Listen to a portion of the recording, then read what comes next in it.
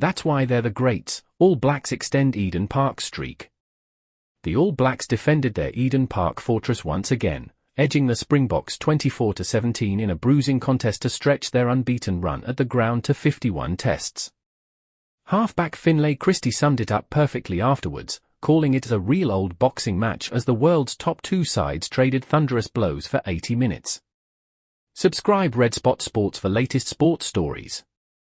The backdrop made it even spicier. South Africa had beaten New Zealand 4 times on the bounce since 2023, including reclaiming the Freedom Cup last year with back-to-back home wins.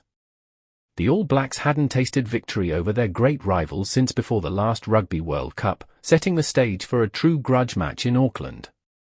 Emini Narawa opened the scoring with a moment of individual brilliance from a crossfield kick, before Will Jordan finished clinically for his 43rd Test try.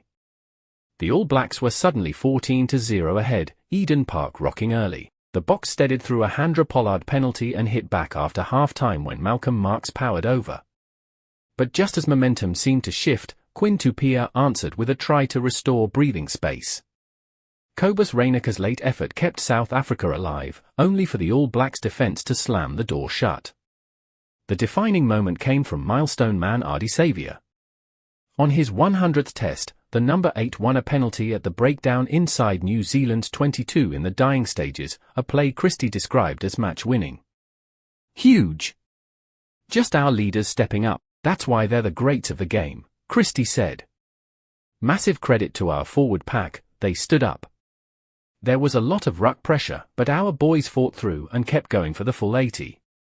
Christie admitted the unbeaten Eden Park record had been on their minds, even if it wasn't spoken about. We didn't really mention it too much, but it's not something we wanted to let go, obviously. If we needed any little extra motivation, it was there.